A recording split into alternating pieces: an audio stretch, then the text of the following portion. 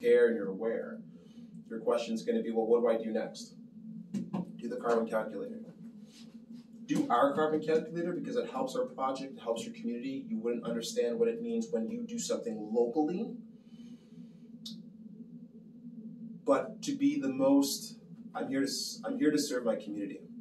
And if I'm going to be an asset to you, and I tell you to do the carbon calculator, if you want to have the best experience, do the project neutral carbon calculator, okay? If you're asking, what is it that I can do, Lee? Great, this is fun, but you still haven't told me as an individual what I can do. What I've learned is do the carbon calculator. That number becomes something that you carry with yourself, not in a sense of pride, but in a sense of awareness. Like, I did 13 carbon calculators to come up with some analytical information to make a presentation regarding this project, Future Climate Leaders, for the website. And I can tell you, doing 13 carbon calculators, my range was between 4 tons a year to my most recent to 15 tons. And so once you know that your carbon emissions is 15 tons per year, you start to say, okay, well, what can I do to bring it down to 10? What can I do to bring it down to 5? Now, in that conversation, you've now committed to dropping your behavior by 50%, changing something, considering other things. Your house, your home, your car, your lifestyle, everything else starts to come into that picture. And that's what this project's for, is to move you from awareness to action. You go do that carbon calculator, you're hyper-aware now. Now you know what that number is. And just to give you a sense of what a ton is, I want you to think of like a yellow school bus and put a big bag around that. That's roughly what a ton looks and feels like. And so if I've got 15 school buses worth of a representation of who I am, also, just to put things in perspective too, an 8-hour flight, commercial, is worth 2 tons of emissions. So all of this information to say, my friends, is you're not alone. There isn't an answer. There are answers, but it requires awareness and it requires action. Between awareness and action is choice. So Future Climate Leaders is going to do its best to bring you as many local choices as possible, and depending on your life, depending on what you want to do, you have the opportunity to enter into the space of climate change solutions through any choice you want to make, but choose for the future. Choose to lead yourself within the realm of climate change solutions into the future. This is what's available to you locally. You can go dance all you want on the streets of Montreal. You can fly to Vancouver and be all the protest you want. It doesn't change what's happening here. And what's happening here is we need to see more people doing more things in the spirit of the environment. We don't get these things back, by the way. Eh? Once that thing's gone, it's gone. I don't know if you guys remember trying to save the whales, huh? Saving the panda and all that stuff, huh? Once it's gone, it's gone. We've got people trying to bring back woolly mammoths. Cool, I don't do whatever you gotta do, but like, how about we just keep what we've got? And I guess while I'm talking to you, I'm gonna push back against the naysayers. Tell China and India that they need to do something. China's got more solar panels than you've got reasons. I'll tell you that right now. I'm not promoting China, I'm not defending China, I'm not saying that they're even like a serious leader. They've got some issues. But the only reason why China pollutes is because they manufacture for us because we don't want to pay wages. Do you follow how it's cyclically? It's cheaper. That's all I keep NAFTA. You guys remember? It's cheaper, huh? We're going for the dollar. That's why China is producing for the world. They're getting economic benefits. They're killing our planet. But they're only supplying a supply and demand. They're also they're actually a developed nation now. But 30 years ago, ask your parents, man. Ask your parents. And so progress requires progression, right? And so China's doing the best what it's got to supply for its nation. It's making its own choices. But it's in a supply chain, and they manufacture everything. We can bring manufacturing back, but your CEOs that are getting $40 million bonuses, that's not happening anymore. Your athletes that are getting $50 million a year, that's not happening anymore. And I'd love to live in that world. Love to. Until that happens, my friends, we're going to have polluters. We're going to need somebody to build this phone that I'm talking to you on, because we don't want to pay people here locally to do it, right? it's cheaper to get it done somewhere else. And so I don't want to hear about China. I don't want to hear about the US. I don't want to hear about India. I pay taxes. I pay Canadian tax dollars. So when I'm trying to talk to you about climate change locally, when you say China and India, you're in the wrong room, dude. I said locally. We have a responsibility as human beings to our corner, our pocket, our plot of the land here. If we all in this planet speak the same language of sustainability, it doesn't matter where we come from, we're going to be in line. And how do you know that China's not waiting for us to do something impactful? Instead of waiting for somebody else to do something, let's just do something. And I swear to goodness, if your house is on fire, I'm not going to say, well, what's China doing about it? I'm in there. I'm going to come save you myself. I'm not going to wait for people. So don't be lazy. Don't wait for somebody to come save you.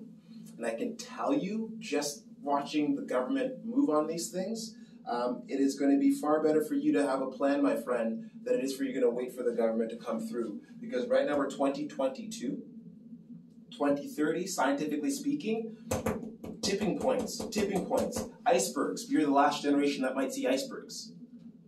Polar bears are mating with grizzly bears for adaptive purposes. Look up grizzly bears. My point is, by 2030, we have to have our region, ourselves as human species together.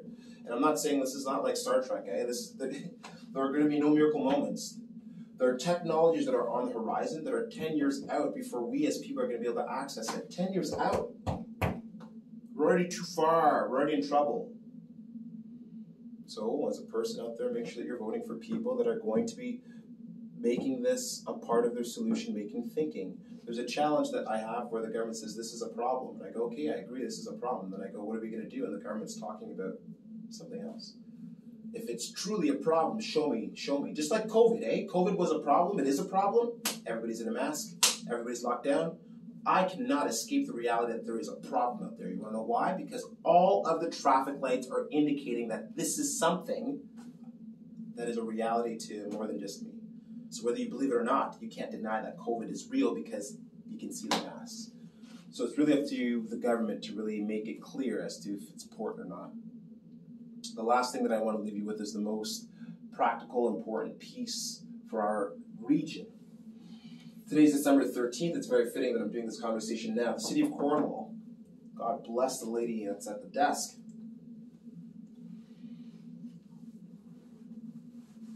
There is going to be a vote for an emergency declaration for the city of Cornwall regarding climate change. And what that just means is that the conscience of council is aware that climate change poses a drastic threat, and council would like to now move from a place of awareness to a place of action. Without using all of my stupid marketing jargon, what council is going to aim to do is say, yes, we are aware, and now what we want is the spirit of urgency to be evident in our activities and our thinkings and our doings. And so now we're going to start this process of how we can align our community to be better suited for the future that is certainly coming. And a climate change emergency declaration doesn't provide you with emergency funding. It doesn't provide you with emergency powers. It is not going to be something where you get your rights taken away. What it signals is a declaration that this community is aware and it is seeking the ability to move that willpower into an actionable output, or outcomes rather, for the community. And so when they declared, because they've declared it, there's an opportunity through the Federation of Canadian Municipalities. They have a Partners for Climate Change program, PCP. I don't make the names or the acronyms up. So, City of Cornwall declares it. They go through the process with FCM, with BARC and ICLEI. These are, just don't worry about it. And through these organizations, they guide not only the internal mechanism that is the City of Cornwall Corporation, but in turn provide a pathway for the citizens of the community of Cornwall to move forward, so that in the eventuality, which is the purpose of all this, is there's a reduction and a removal of carbon activities that the city corporation can control. Do you follow? That's the whole thing of this. Is how do we get ourselves into a place where we can be better? Now, This is the linchpin. The City of Cornwall, Eastern Ontario does not begin and end with the City of Cornwall. Shoutouts to Maxwell. However, the City of Cornwall has more resources than other municipalities. I will tell you, Akwesasne has an environment department, full-blown, dedicated to this space. The City of Cornwall has the most lovely, the most excellent Angela Parker. Angela Parker is the sustainability coordinator, as per her business card.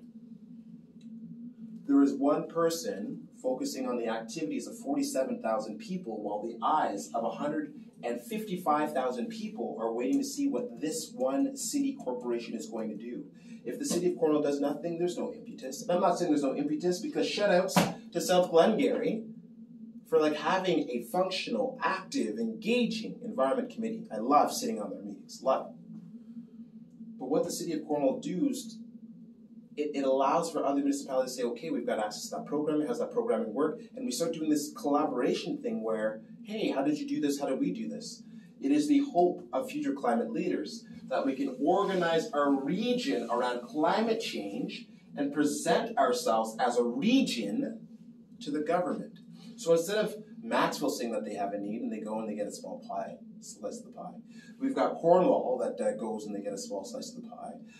We've got South Glengarry that has certain needs. We've got watershed issues at certain. I've got somebody out in Apple Hill, I've got somebody out in Williamstown, and all of these different places and spaces have these different needs. However, if we go as a region and say this is the collective need of our community and these are the things that we want to see, it's very hard for the government to say, hey, no, we're going to address them one by one. It's going to be more important for the government to say we don't want to upset this region. Because remember folks, we are Eastern Ontario. When was the last time Drake passed through? The only time things get exciting is when it's the campaign for a political election. My point is, nobody's coming to save us. If you're waiting to be saved, maybe by 2025 there's a national strategy that gets downloaded as a provincial strategy, that gets downloaded as a regional strategy. And you don't want to get caught with ivory tower thinking where somebody in Toronto has thought about what's good for us in Eastern Ontario. You follow? So this is why this whole thing is very, very important. I don't know how long I've been talking for, but I hope that this conversation provides insight as to what future climate leaders are aware of, what the future trajectory is, and some of the important pieces that make up the ethos that is future climate leaders. As always, I'm interested in dialogue, questions. This department project is one person, sometimes floating as 1.5 people, but most certainly I'm here. So if you've got an idea, I welcome it, but understand, each of these things that I put here has its own process, its own timeline, its own attention requirement. So be patient. I would love to hear from you. I would love your support. And when we do things like setting up town halls, I'm not asking you to lift this whole project and carry it. But if you can sit here in the town hall, if we have 100 people in every town hall, it's very hard for the government to say, well, that's not effective. And if the government says that's effective, you know what they say? Well, we need to fund these guys a little bit more. And if Future Climate Leaders receives funding, then Eastern Ontario has a paid position that helps to address climate change. And oh yeah, by the way, no, I don't want to be sitting in this chair forever. I'm not egotistically creating this space so that I can be the climate change person. No, I serve my community. If we can create such a powerhouse that we can bring somebody that specializes in this, if we can have an in-community climate change person, buddy, and all of this was already set up. They've got 1,000 people on the Facebook page that's engaged. They've got Sustainable Kinks, Sustainable Corridor that's taking care of the community action engagement awareness part. And this person can this person can focus on regulation, policy, helping this group, this body to do their work, to help their community. That's where I want to grow this to. The best kinds of businesses are the ones where the owners can step away. I'm not saying that I'm an owner. I'm not saying that this is a business. But if I can develop this in such a way that somebody can come parachute in, find meaningful purpose that we all benefit from, I've done my job. That's what I was hired to do. So, on behalf of Future Climate Leaders, my name is Lee. Who I am is not important as what I do. And what I do is facilitate a project called Future Climate Leaders to the betterment of my community. And I hope that you will also take up whatever activities you can to the betterment of your community, because what's good for my neighbor is good for me. And I think I want to leave it there. So other than that, I thank you for your time. I look forward to you folks coming out to upcoming events. Please follow the River Institute, very important organization. Please follow somebody or anybody, right? If you don't like future climate leaders, that's fine. But like the environment enough to care about it and do something about it. Other than that, wishing you all well. Talk to you guys soon.